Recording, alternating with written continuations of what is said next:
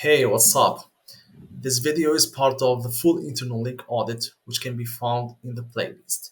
So, today's video is very important because we're going to talk about many bad practices that are common and widespread in many websites. So, there's gonna be almost no intro for this video because instead, I'm going to ask you some questions that are pretty straightforward. So, if you have if you want to use some internal links in your this a specific web page, would you rather link to the HTTP or the HTTPS version of the web page? I mean, even if you have no technical background, your answer would be the HTTPS. I know. Let's talk technically now. Why would you link to the HTTPS version? Because there's a redirect from the HTTP to the HTTPS, and we talked about redirections in the previous video. Now, what if there is no redirection? Then it is worse because you're creating duplicate content. I mean, two URLs with the same content, which means it's duplicate in the eyes of Google. So the same question can go for the www and non-www version of the web page, the trailing slash at the end, links with UTM parameters, the real non-follow and the robots meta tag non-follow, and link to the non-canonical version of a web page or URL. So I'm gonna use the Screaming Frog to find all of these mistakes, and let's get started. So the website for today's example is Grammarly. So let's start with, we said, the HTTP. I'm gonna try to find what are what links are pointing to the HTTP version of my web pages. So to find this, we go to here in internal HTML, we go to search, and address does not contain HTTPS, which means only the HTTP URLs would be shown. HTTP, HTTP, HTTP. Now, how we're going to find in links to these HTTP URLs? It's as easy as clicking on in links behind here, down here. So this URL or this web page has an in link from this web page, and it is pointing to the HTTP version. Why you would rather point to the HTTPS version? This again has three confused words. Yes, three internal links that are pointing to the HTTP version and not the HTTPS version. Why again? So how can we find all of this? Select all of them here, in links, and export from here. We did this many times before. I'm not gonna do it once again here. Let's go now to the www and non-www. So let me delete this. So it's obvious that Grammarly is set by default to the www version. But let me I'm not sure about this. Let me check it here. Let me check it here. Ah, yes, it is set by default to www. And if I delete the www, there is a redirection. If I delete the HTTPS, there is again a redirection to from the HTTP to the HTTPS. Now, when most websites fail, is this little trick. I delete the www and I delete the HTTP. The best practice here to have only one redirection to the HTTPS www version. Let me click enter. And this is good because there's only one redirect from the non-HTTP non-W to the HTTPS www. But as I said, most websites fails to do this. Let me go to this website, for example. Let me delete the HTTP and the HTTPS and click OK. you would see here that there are actually two redirections. This is kind of not the best solution. The best solution, as I said, only one redirection. Whatever the reason, whatever the version you're taping on this URL. So where were we? I forgot. We were looking for, yeah, for the www and non-www. So we said that Grammarly has by default www, and we want to found URLs with non-www. So does not contain in the address www. Okay, and here they are. The same. We select them all. We go to inlinks, export, Google Sheet, do the rest. Delete them. Link directly to the www HTTPS version of the website. Now, link to training slash and non-training slash at the end. We see here, so first, there must be a consistency in your website. If you prefer to use the training slash at the end, so it must be consistent on all of the rest of the URLs. If you choose not to use it, then again, it must be consistent. So it seems here that, yeah, that Grammarly uses the training slash at the end of the URL. Now, how do we find this?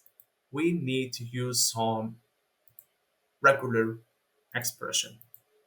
So for the non-trailing slash, we said that by default it has this trailing slash. So I wanna find the non-trailing slash, the links to the non-trailing slash. So I'm gonna use this regex regular expression.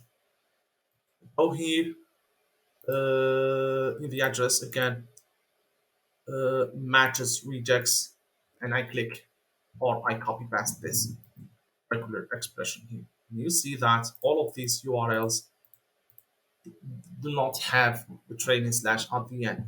Grammarly is set by default, it seems to be, by default to have the trailing slash at the end.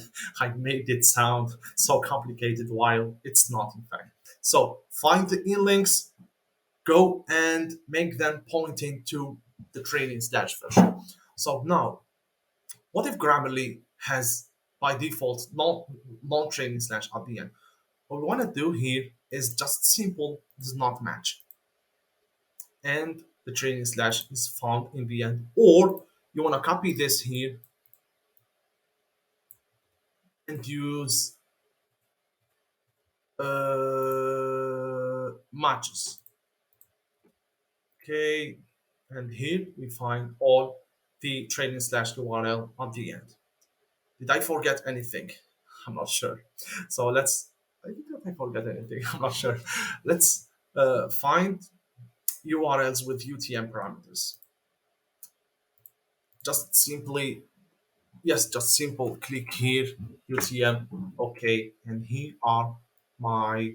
This is actually bad because UTM parameters are used for your marketing campaigns, and if you're going to use them in your internal links, this can be bad because first, what's going to happen here is that you're misleading. The first bad thing is these ugly URLs. They are not user friendly. They are very ugly. The second thing is that you're creating duplicate content because the same content, two different URLs, duplicate content in the eyes of Google. And the third thing, you may confuse your analytics. Find them, select them all in links, delete, update your in links. Go and do all the rest of the work. Now, the real non-follow and the robot meta tag non-follow, they are quite different. They are not the same thing because the meta robot applies to the whole web page. If you set non-follow in the meta robot for this web page, then no link will be followed by search engines. However, the real non-follow is it can be added to the inline element, which means do not follow only this URL. So how can we find this? We can we can go here in links. H1, H. Content, images, canonicals, pagination, directives. Yeah, in directives, in non-follow, these are the directives, which means the meta robot non-follow. There's only one URL here. Let me inspect this. It says index non-follow. And we can find this in the view page source or yes, the meta robot's content index and non-follow, which means no link will be followed in this web page. There's only one. Now, sorry. What about real non-follow? Links, internal non-follow outlinks. Here they are. Or follow and non-follow. There is a mix of follow and non-follow in internal links. So you see that there's actually a non-follow in some of the links here. Again, inspect, no follow. No open, no follow. This is no opener, no follow. This is actually for security purposes, but we're interested in the no follow. So find them, but uh, if they were added by mistake here, then you should fix them. But if they were added purposefully, then beware, ask the developers or the owner of the website. Now, the last thing is linked to the non-canonical URLs. Let me go back to canonical here. Canonical contains canonical self-referencing canonicalized, which means these URLs are pointing actually to or the canonical version is not this URL, is something else. Professionals, what is going on here? It's all about the www, non www, of course. But this is bad. There must be a redirect from the www to the non www. There is no redirect. Instead, they have chosen to set a canonical. I don't understand this. Okay, this is beyond the scope of this video, but this is good to inspect further or investigate further. Why there is no redirection here? Why there is a canonical tag? But as we said, here is how you can find the canonicalized URL, and you would find here in links and make them pointing to the self-canonical web page. I guess that's all for today's video. 13 minutes. Unbelievable. I thank you for watching.